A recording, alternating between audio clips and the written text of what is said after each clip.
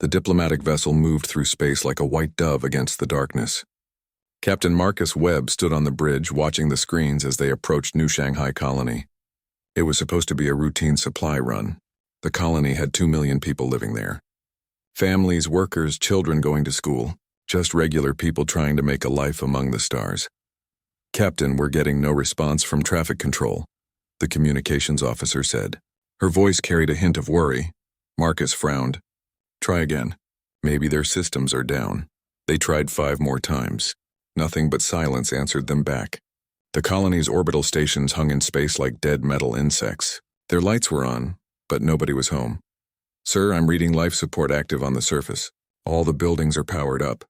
But no communications at all," the sensor officer reported. Something cold crawled down Marcus's spine. "Take us down, landing site Alpha." The ship descended through the atmosphere. New Shanghai spread out below them, a city of gleaming towers and green parks. Everything looked perfect. Too perfect. No traffic moving in the streets. No ships taking off or landing. Just stillness. They landed in the central spaceport. Marcus led a team down the ramp, weapons ready. The air was clean and breathable. Birds sang in the distance. But there were no people. They found the first bodies in the main plaza. Hundreds of them lying in neat rows. Men, women, children, all of them arranged carefully like someone had organized them. No signs of struggle. No damage to their clothes. They just looked like they were sleeping, except for the dark stains on the ground beneath them. Marcus felt his stomach twist. He had seen war before. He had seen people die. But this was different. This was organized, systematic. "Check every building," he ordered. "Find survivors." His team spread out through the city. Every hour the reports came back. More bodies. More neat rows. More families who would never wake up. The schools were the worst. Tiny bodies in classrooms still sitting at their desks. By nightfall, they knew the truth. Everyone was dead. All 2.3 million people. Not a single survivor. Marcus sent the emergency signal. Within 3 days, ships from the Galactic Council arrived. Investigators from a dozen different species walked through the silent streets. They took samples. They studied the bodies. They accessed the colony's computer systems. The evidence was clear. A Krell military ship had entered orbit 2 weeks ago. They had released a nerve agent into the atmosphere, something that killed quickly and painlessly but killed everyone. The Krell had even sent down teams afterward to arrange the bodies, to make it look organized and deliberate. Ambassador Sarah Chen arrived on the 10th day. She was a small woman with iron-gray hair and eyes that had seen too much. She walked through the streets of New Shanghai in silence. She stopped at a school playground where small bodies lay scattered like broken dolls. "Why?" she asked the lead investigator, a tall alien with blue skin and 4 arms. "The Krell claimed this sector was their ancestral territory," the investigator said. "They said humans were expanding too fast. They called this a warning." "A warning," Sarah repeated. Her voice was flat and cold. "They murdered 2 million people as a warning. The Council is very concerned, Ambassador." "We will take strong action." Sarah looked at him. "What kind of action?" "Economic sanctions. Trade restrictions. A formal censure. Perhaps they will lose some voting privileges for a few years. That's all." The investigator shifted uncomfortably.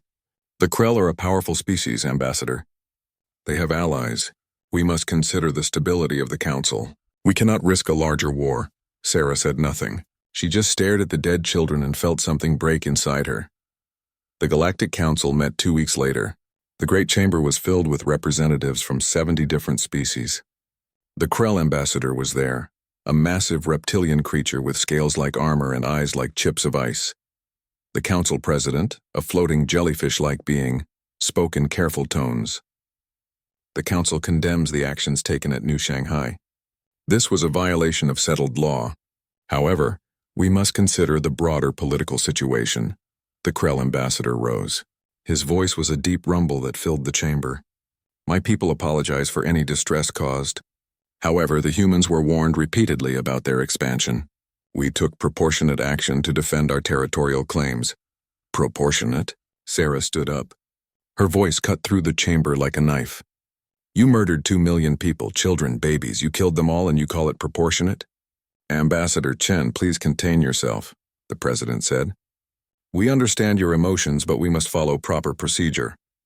Procedure, Sarah said. The word tasted like poison. You're going to follow procedure while they get away with genocide. The debate went on for hours. Species after species stood up to speak. Some condemned the Krell strongly. Others talked about understanding different cultural perspectives. Many spoke about the need for stability and compromise. In the end, the council voted. Economic sanctions limited in scope, a formal censure that meant nothing. The Krell would pay a fine equivalent to what they spent on military fuel in a single day. Sarah sat in her chair and watched democracy fail. She watched justice die in committee. She watched 2 million deaths become a political inconvenience. After the vote, the Krell ambassador approached her. He loomed over her, massive and confident. I hope there are no hard feelings, Ambassador. Politics is complicated. I'm sure you understand. Sarah looked up at him. I understand perfectly. You killed our children. The council did nothing. And you think this is over? The Krell laughed, a sound like rocks grinding together. What else could happen? Humans are civilized. You follow rules. You believe in law and order. That's why you'll never be truly powerful in this galaxy. Sarah smiled. It was not a warm smile. You're right about one thing. Humans are civilized. We follow rules. We believe in law and order. She leaned closer. But you just taught us that civilization is a choice. And we can always choose differently. She left the council chamber and returned to her ship. The journey back to Earth took 3 weeks. During that time, Sarah wrote her report. She watched the video footage from New Shanghai over and over. She memorized the faces of the dead children. When she arrived on Earth, she went straight to the United Nations Assembly. Representatives from every nation on Earth gathered to hear her speak. The room was packed. Everyone knew something terrible had happened, but they didn't know what it meant yet. Sarah stood at the podium. She looked out at the faces watching her. The Galactic Council has failed us, she said. They killed our children and called it politics. They murdered 2 million people and gave them a fine. They've shown us that in this galaxy, civilization is a luxury only the strong can afford. She paused. The chamber was silent. We have a choice to make. We can accept this. We can be civilized and watch our people die whenever it's politically convenient for someone else. Or we can show this galaxy what humans really are underneath all the diplomacy and smiles. Her voice grew harder. They think we're weak because we choose peace. They think we're civilized because we can't be anything else. They're wrong. We're peaceful because we choose to be, and we can always choose differently. She looked directly at the cameras broadcasting her words to the world. They wanted to teach us a lesson about power. Very well, class is in session, and when humans stop being civilized, we become unforgettable. The vote came 3 days later. Humanity would withdraw from the Galactic Council, and they would make the Krell understand what they had done, not through law, not through politics, through something older, something that had kept humanity alive since the caves and the ice ages. They would make them understand through fear. The referendum happened on a Tuesday. People all across Earth went to vote. In cities and villages, in orbital stations and underwater habitats, humans made their choice. The question was simple. Should humanity withdraw from the Galactic Council and pursue justice for New Shanghai by any means necessary? The vote was 97% yes. Secretary General James Morrison stood before the cameras that would broadcast to every human colony across 47 star systems. He was an old man, his face lined with years of diplomacy and compromise, but his eyes were hard as stone. Today humanity has spoken, he said. For 50 years we played by their rules. We smiled and negotiated. We swallowed our pride and accepted insults. We did everything they asked because we wanted to be part of their civilized galaxy. He paused. They repaid us by murdering our children. And when we asked for justice, they gave us paperwork and politics. His voice grew louder. We are done asking. We are done begging. We tried their way. We wore their masks. We played their games. But they reminded us what we really are beneath the diplomatic smiles. We are survivors. We are warriors. And we do not forgive genocide. Across human space, military installations came to life. Bases that didn't exist on any official map suddenly appeared on sensors. In the Kuiper Belt beyond Neptune, massive shipyards uncloaked. They had been hiding there for 30 years, disguised as asteroid mining operations. Ships began to emerge. Not the clean, pretty diplomatic vessels that humans showed the galaxy. These were different. Harsh angles and dark armor. Weapons that violated half a dozen Council treaties. Engines that burned hotter and faster than anything the Council thought humans possessed. Admiral Patricia Zhao stood in the command center of the hidden military station called Mjolnir. She was 60 years old with short gray hair and 3 scars across her left cheek from the Mars Rebellion. She looked at the star charts with satisfaction. "How many ships?" she asked. 300 fully operational, Admiral. Another 500 will be ready within 60 days, all equipped with the weapons from Project Fenrir. Project Fenrir, weapons research that officially didn't exist. Humanity had signed treaties promising not to develop certain technologies, but they never promised to stop researching them. The scientists had been busy. "Good," Zhao said. "Begin Phase 1. Let's see if the Krell remember how to be afraid." On the Galactic Council homeworld, alien diplomats watched their screens with growing confusion. Human ships were moving. Not just a few. Hundreds of them. And they were all heading toward Krell space. The Hexathi ambassador, a creature that looked like a floating crystal, spoke to its military advisor. "I thought humans had only a small defense fleet. Where did all these ships come from?" "We don't know, Ambassador. They just appeared. Our intelligence completely missed this." "What are their intentions?" "Unknown. They're not responding to communications." The Krell Military Command Center erupted in activity. Alarms blared as sensors detected human ships entering their territory. But the humans weren't heading for military targets. They were heading for the colonies.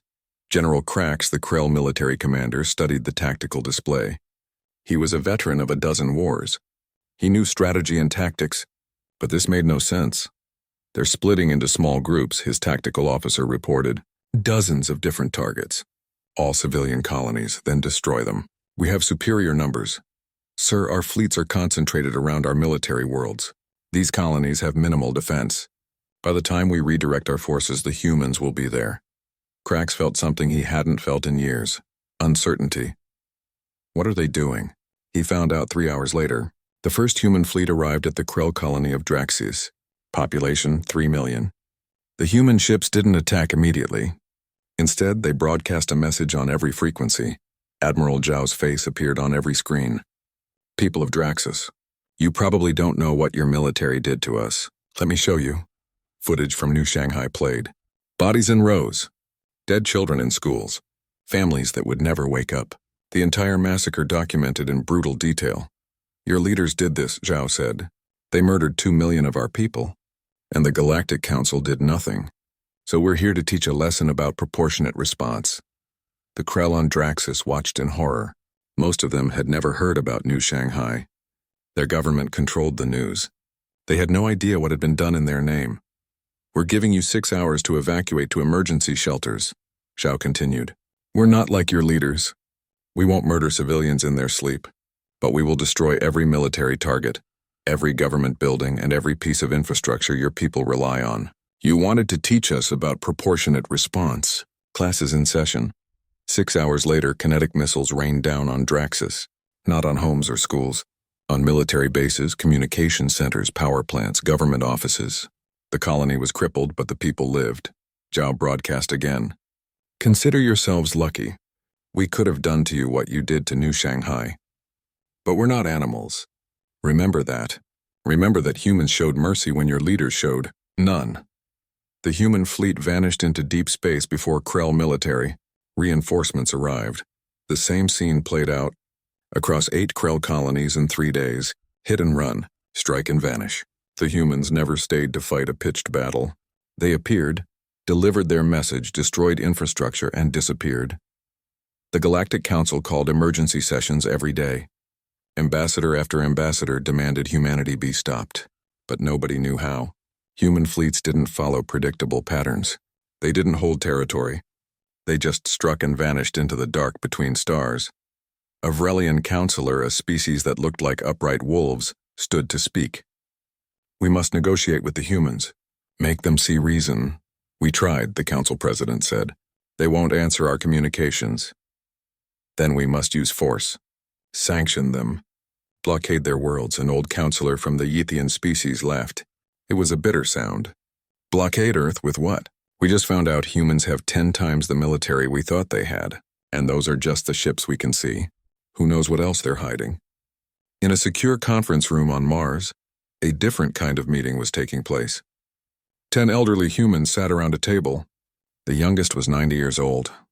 They were veterans of Earth's last major wars, conflicts fought before humanity reached the stars. General Chen Wei was 103 years old. He had fought in the Pacific Unification War 60 years ago. His hands shook with age, but his mind was sharp as a knife. "The young ones are doing well," he said in Mandarin. A translator converted his words to English, Spanish, Arabic, and Russian for the others at the table. "They're learning," agreed General Sarah Johnson, who had commanded forces in the African water wars. "But they're still thinking like council species. Too much honor, too much fairness. We should remind them how humans really fight when survival is at stake," said Colonel Dmitry Volkov. He had been a special forces operative in the Siberian collapse. No honor, no fairness. Just winning. They wrote a report together, tactics from Earth's brutal past, strategies that broke every rule of civilized warfare, ways to hurt an enemy so badly they would never recover. The report was delivered to Admiral Zhao. She read it in her quarters late at night.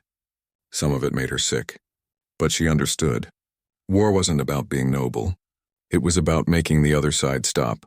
On the Krell homeworld, panic was spreading. 8 colonies had been hit. Infrastructure destroyed. Their military looked incompetent, unable to protect their own people. Worse, the humans had broadcast the truth about New Shanghai. Now every Krell citizen knew what their leaders had done. General Krax faced the Krell High Council. "We must escalate. Show strength. If we appear weak, other species will think they can attack us too." "What do you propose?" asked the Supreme Leader. "An ancient Krell covered in scars from 100 battles. We hit them back. Hard.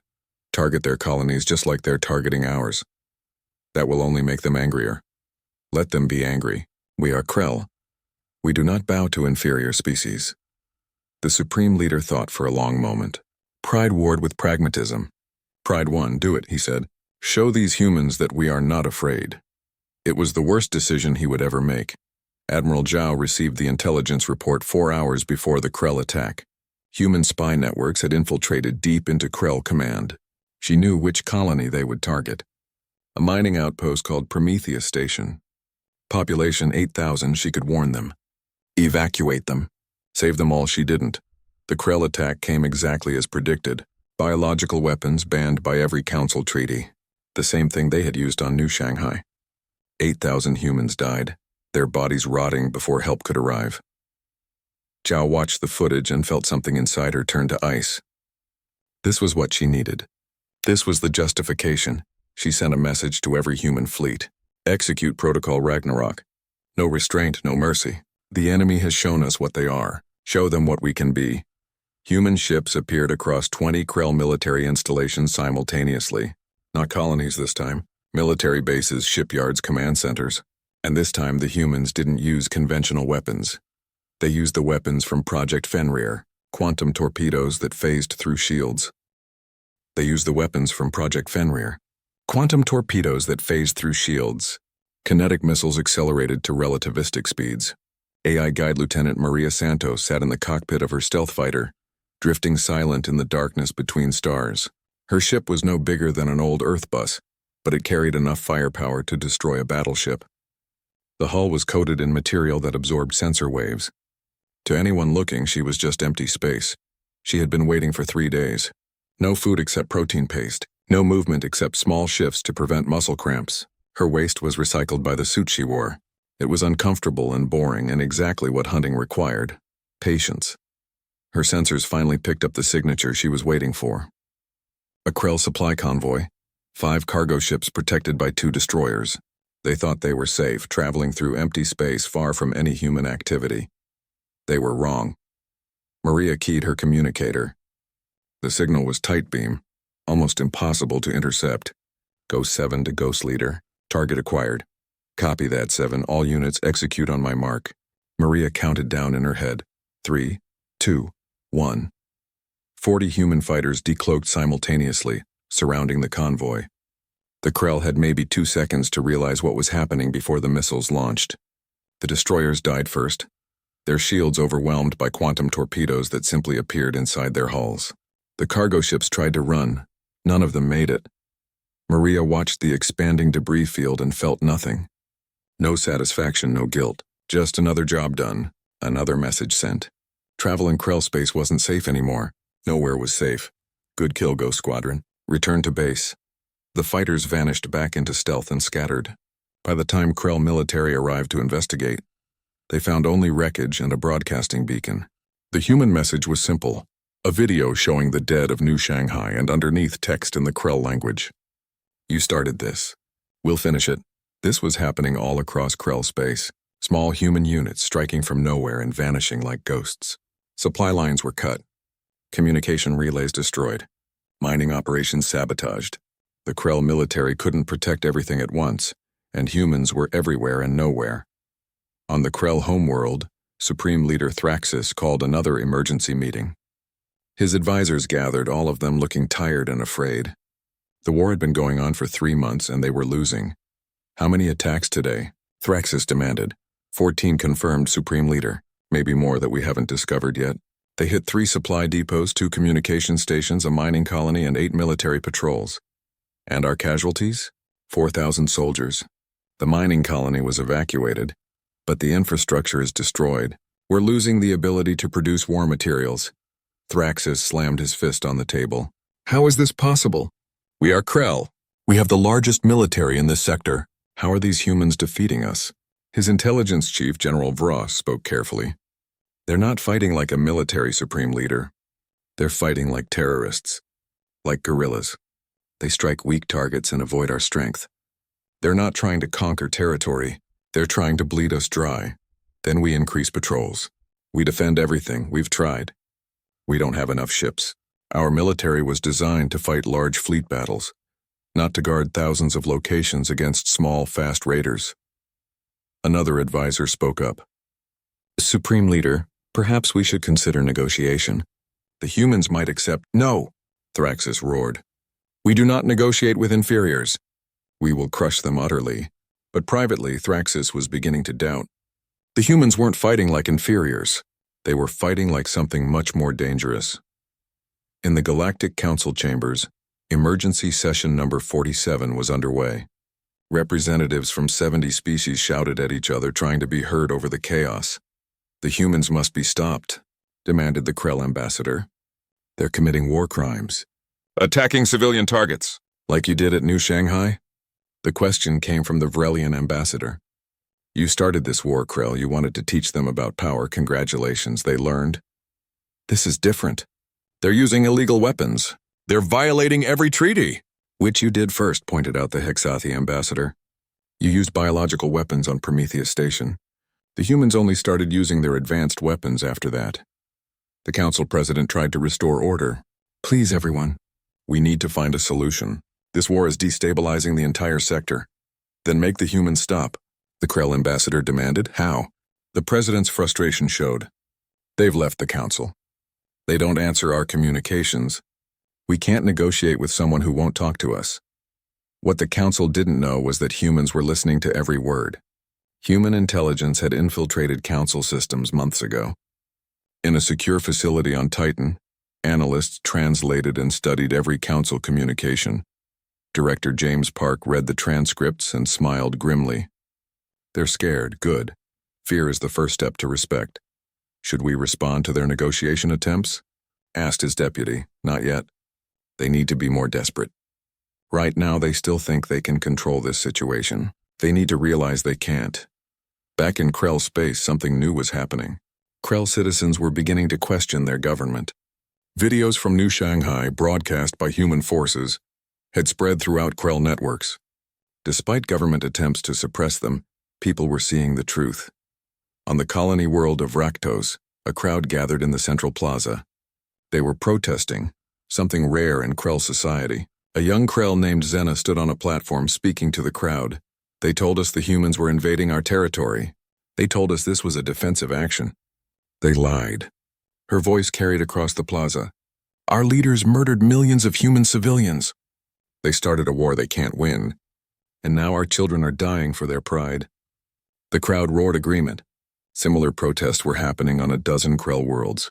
The government was losing control of its own people. Thraxus watched the protests on his screens and felt panic rising. Arrest them. All of them. Make examples. Supreme Leader, if we arrest them, it will only cause more protests. Our people are afraid. They see human attacks every day. They want this war to end. Then we give them victory. Prepare the fleet. All of it. Every ship we have. We'll strike at Earth itself. Once we destroy their homeworld, they'll have no choice but to surrender. General Krax looked horrified. Supreme Leader, that's suicide. Earth's defenses are, I don't care. Assemble the fleet. We attack in 1 week. What Thraxus didn't know was that human intelligence was already aware of his plan. The spy network had infiltrated so deeply that they knew the attack was coming before some Krell commanders did. Admiral Zhao received the intelligence and immediately began preparations. But she didn't prepare Earth's defenses. She prepared something else. Let them come, she told her command staff. Let them commit everything to one attack, and while they're gone, we'll take something they can't afford to lose. The Krell fleet assembled. 2,000 ships, the largest military force in their history. It was impressive, intimidating, designed to terrify any enemy. Supreme Leader Thraxus watched from his command ship and felt confidence return. This was Krell power. This was how war should be fought.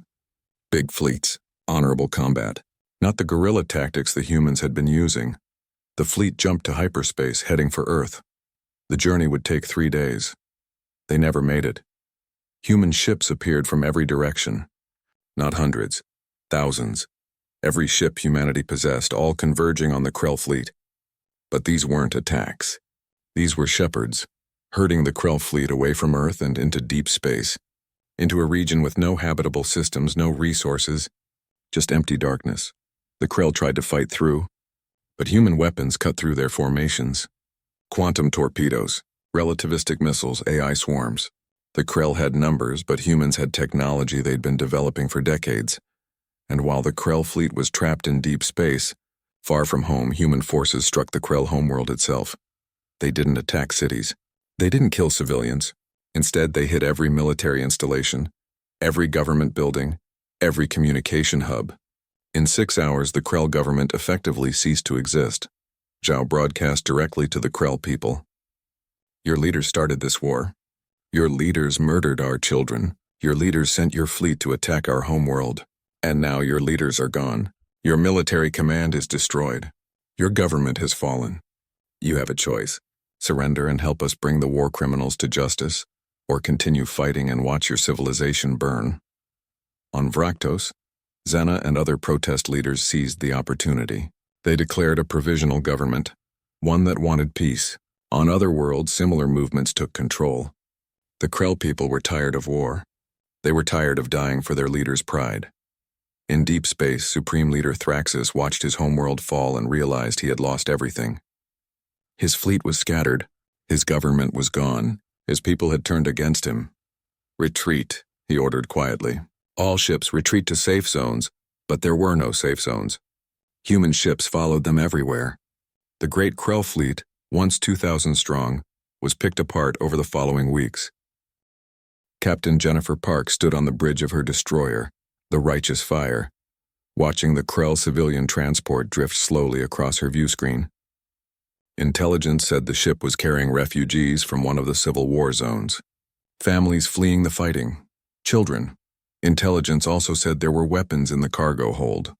Supplies being smuggled to the Krell hardliners who refused to surrender. Ammunition. Explosives. Equipment that would keep the Civil War going. Weapons lock acquired.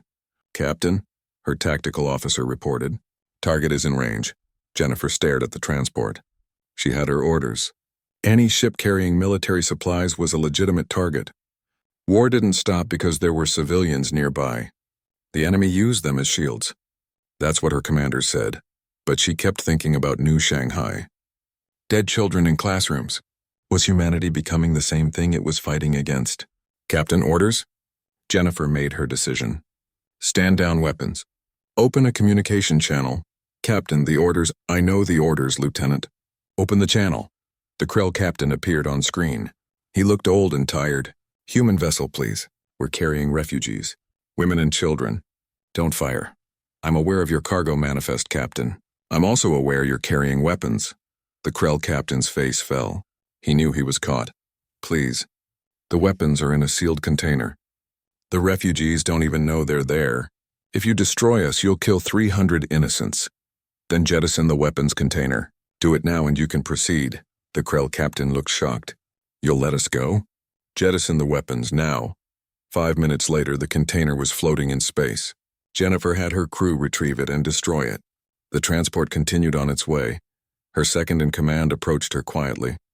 Captain, command is not going to like this. We had orders to destroy any ship carrying military supplies. I'm aware. Log it in the report. My decision, my responsibility. 2 days later, Jennifer was arrested. Court-martial proceedings began within a week. She stood in a military tribunal on Mars facing 3 senior officers. The charges were read: disobeying direct orders during wartime, allowing enemy supplies to potentially reach combatants, failure to execute mission objectives. The prosecutor, a major with cold eyes, laid out the case. Captain Park knowingly allowed a vessel carrying enemy military supplies to escape. Her decision potentially cost human lives. In war, there is no room for sentiment. Orders must be followed. Jennifer's defense attorney stood. Captain Park prevented the deaths of 300 civilians, including 70 children. She still accomplished the mission objective by destroying the weapons. No military supplies reached the enemy. She violated orders. In war, that cannot be tolerated. The trial lasted 3 days. News broadcasts covered it across human space. It became more than just a trial. It became a question. What kind of people were humans becoming? On Earth, protests formed. Some demanded Jennifer be punished.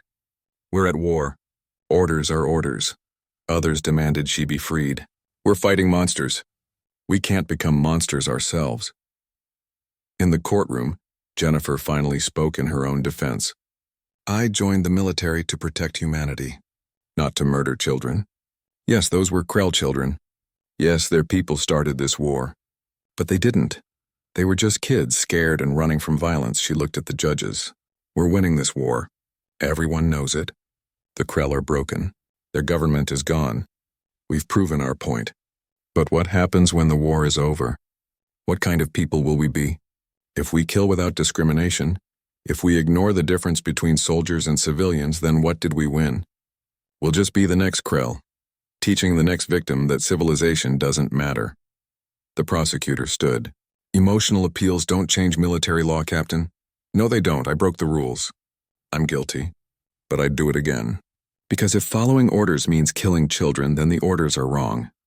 The judges deliberated for 6 hours. When they returned, the head judge, a gray-haired admiral named Chen, spoke carefully. Captain Park, this tribunal finds you guilty of disobeying orders during wartime. Jennifer stood straight, ready for her punishment. However, in light of the circumstances and considering that no military advantage was gained by the enemy, we are suspending your sentence. You'll be placed on probation and restricted to non-combat duties. Jennifer felt relief flood through her. Admiral Chen continued. Captain, you posed a question to this court. What kind of people are we becoming? It's a question we should all be asking. We're fighting to prove that humanity deserves respect in this galaxy, but respect built only on fear is temporary. True respect comes from showing strength and restraint. You showed restraint. The tribunal believes that matters. Then Chen did something unexpected. He looked directly at the cameras broadcasting the trial. Let me be clear. We are at war. We will continue to prosecute this war until the Krell leadership faces justice. But we must never forget the line between necessary violence and cruelty. We must remain human, even when humanity is tested. Captain Park reminded us of that line. This war must end or it will end us. The trial became a turning point. Across human space, people began asking the same questions. How far was too far? When did justice become revenge? In a secure facility on Europa, a very different meeting was taking place. Human intelligence officers sat around a table, reviewing data from deep inside Krell space. Director Park looked at the information with growing interest. Tell me again what you found. Agent Miller, who had spent 3 years undercover on the Krell homeworld, explained. I infiltrated their military archives. The new Shanghai genocide wasn't approved by the entire Krell government. It was a decision made by a small faction. The supreme leader, General Krax, and about 12 others. The rest of their government didn't even know until after it happened. Can you prove that? Yes, I have the communication records. Meeting minutes, everything. Miller put a data chip on the table. Most Krell leaders didn't want this war. They were horrified by what happened. But once it started, they couldn't stop it without looking weak. Director Park picked up the chip. This changes things. How so? Because it means the entire Krell species isn't our enemy. Just the leadership that ordered the genocide. If we can prove that, if we can show the galaxy that we're only after the guilty parties, then we're not just warriors. We're prosecutors. We're justice. The information was verified and prepared for public release. A week later, Admiral Zhao broadcast a message that went to every Krell world and every council species. For 4 months, humanity has been at war with the Krell hierarchy. We've struck hard. We've caused damage and death. We did this because they murdered 2 million of our people. And the galaxy did nothing. Images appeared showing the communications between the Krell leaders who planned New Shanghai. But we've learned something important. The genocide was ordered by 14 Krell leaders, not by their entire species. Billions of Krell citizens never wanted this war. They were lied to by their leadership just like we were abandoned by the council. Zhao's face hardened. We're making a new offer. To every Krell citizen, to every Krell soldier, we don't want to destroy your civilization. We want justice. We want the 14 individuals who planned and executed the New Shanghai genocide. Help us bring them to justice and this war ends. Protect them and we'll continue until there's nothing left to protect. The message included all the evidence, names, faces, communication records, proof that Supreme Leader Thraxus and his inner circle were responsible. On the Krell homeworld, the civil war was still raging. Reformers who wanted peace fought against hardliners who wanted to continue the war. But now the reformers had something powerful. Proof. Evidence that their own leaders had lied to them, started an unwinnable war, and brought their civilization to the edge of destruction. The tide turned. Krell citizens saw the truth and were furious. Not at humans, at their own leaders who had betrayed them. Military units began switching sides. Governors who had supported the hardliners suddenly declared for the reformers. General Vross, who had served under Thraxus but secretly hated the war, made his move. He led a coalition of military units and surrounded the hardliner strongholds. The fighting was brief but intense. When it ended, the reformers controlled the government. Vross broadcast to Zhao. Admiral, this is General Vross of the Krell Provisional Authority. We're prepared to surrender. We'll turn over the war criminals you seek. All we ask is that you allow us to rebuild our civilization in peace. Zhao considered. General, humanity will accept your surrender under the following conditions. The 14 leaders who planned the New Shanghai genocide will be turned over for trial. Krell military forces will be reduced by 70%. Your government will pay reparations to the families of New Shanghai victims, and you'll submit to council monitoring for 20 years. We accept all conditions. Good. Prepare the prisoners for transfer. 2 days later, Supreme Leader Thraxus and 13 other senior Krell officials were handed over to human custody. They were transported to neutral space where the trial would be held. The trial location was carefully chosen. An old council station, refurbished specifically for this purpose. Not human territory, not Krell space, neutral ground where the entire galaxy could watch. The International Criminal Court, relocated from Earth, would hear the executions were broadcast across the galaxy. 14 Krell leaders standing before firing squads, quick, professional, final. No speeches, no drama. Just justice delivered with cold efficiency. In the Galactic Council chambers, representatives watched in silence. Some species found it barbaric. Others found it appropriate. But everyone understood the message. Humanity had proven something fundamental. They could be pushed to peace but never to submission. And those who attacked them would pay the price. Ambassador Sarah Chen returned to the council 6 months after the executions. The war was over. The Krell Provisional Authority had signed peace treaties. Reparations were being paid. The galaxy was slowly returning to normal. But nothing was really normal anymore. Sarah walked through the council chamber doors. She wore simple black clothes, not the elaborate diplomatic robes most ambassadors favored. Her hair was grayer than before. Her eyes were harder. She looked like someone who had seen too much death and learned to live with it. The chamber fell silent as she took her seat. The human section had been empty for nearly a year.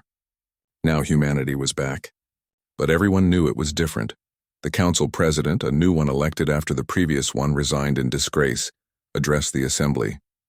We welcome the human delegation back to the council. Much has happened during your absence. We hope we can move forward in a spirit of cooperation and peace. Sarah stood to respond. Her voice carried across the chamber without needing amplification. Thank you, President. Humanity appreciates the welcome. But let's be clear about something. We're not back because we forgive what happened. We're back because our business here isn't finished. She looked around the chamber, meeting the eyes of various ambassadors.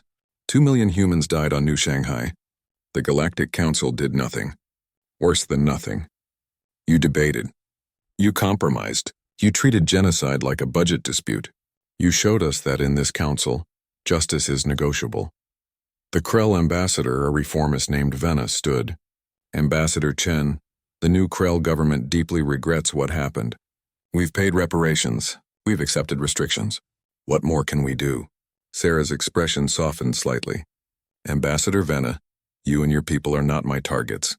You overthrew the monsters who ruled you. You helped deliver justice. The new Krell government has shown courage and integrity. Humanity respects that. She turned her attention to the rest of the council.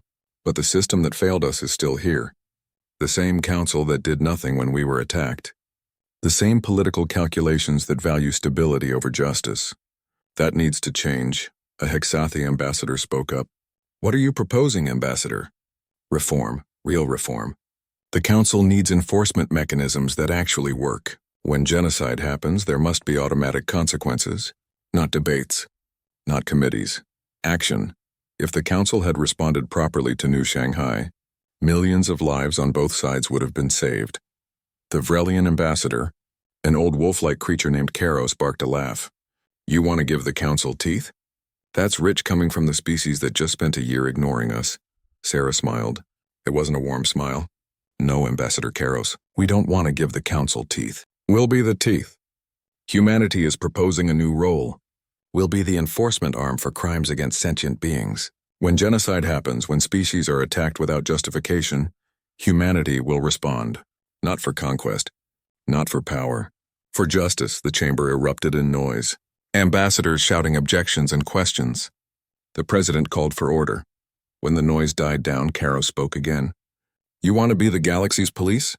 What makes you qualified? We're not qualified, Sarah said simply. We're just willing. Every species in this chamber saw what happened at New Shanghai. Every one of you knew it was wrong, but you did nothing because it was politically inconvenient. We did something. We proved that actions have consequences. That's not because we're better than you. It's because we were the victims, and victims either accept their fate or they change the rules. And if we refuse your proposal, Sarah shrugged, then refuse. Humanity doesn't need council approval. We'll do what we think is right regardless, but it would be better if we had a framework, rules, oversight. Make this official instead of having us act unilaterally every time someone commits atrocities. The debate continued for weeks. Some species supported the human proposal. Others opposed it strongly. But slowly a compromise emerged. Humanity would become part of a new council security force along with 3 other species. They would have authority to intervene in cases of genocide or major atrocities, but with oversight from the full council. It wasn't perfect. But it was better than nothing. On Earth, people had mixed feelings. Some celebrated. We made the galaxy safer. Others worried. We've become the thing we feared. Warriors. Enforcers. Secretary General Morrison addressed the concerns in a speech broadcast across human space. Yes, we've changed. War changes everyone. But we chose how we changed. We could have become conquerors. We had the power. We had the justification. Instead, we became prosecutors. We delivered justice and stopped. That matters, he paused. Are we still the same peaceful species that joined the council 50 years ago? No, we've learned that peace is a luxury, not a right. But we haven't become monsters. We've become survivors who protect others. I can live with that. On the Krell homeworld, General Vross now led the Provisional Authority. His government faced enormous challenges. The war had devastated the economy. Infrastructure was damaged. Trust was broken. But slowly, carefully, they were rebuilding. Vross met with a human diplomatic team to discuss the ongoing reparations. The meeting was tense but professional. At the end, Vross asked a question that had been troubling him. Why didn't you destroy us? You had the power. After what we did, no one would have blamed you for wiping out our entire species. The human diplomat, a woman named Ambassador Lisa Tran, considered her answer carefully. Because genocide in response to genocide doesn't make anything better. It just makes more dead people. We wanted justice, not extinction. There's a difference, but many of your people must have wanted revenge. Oh, they did. There were protests demanding we glass your homeworld, turn your planets into radioactive waste. But our leaders understood something important. Revenge feels good in the moment, but it doesn't solve anything. Justice is harder. It requires restraint, but it's the only way to actually build something better. Vross was quiet for a moment. We have a saying in Krell. Strength is knowing when not to use your teeth. I never understood it until now. Humanity showed strength by choosing justice over vengeance. We showed strength by proving we could win and still maintain our principles. That's the line. That's what separates civilization from barbarism. 5 years passed. The galaxy adjusted to its new reality. Humanity maintained a large military but no longer hid it. Human ships patrolled trade routes protecting against pirates and raiders. The Council Security Force intervened in 2 attempted genocides, stopping them before they could escalate. On New Shanghai, the colony had been rebuilt. New people lived in the homes of the dead. Children played in parks where bodies once lay in rows. Life continued because that's what life does. The memorial stood in the center of the main city. A massive black stone wall with 2 million names. People visited every day. Some left flowers. Some just stood and remembered. Sarah Chen returned to New Shanghai on the 10th anniversary of the massacre. She was older now, retirement approaching. She walked slowly through the memorial, reading names she had memorized years ago. A young reporter approached her.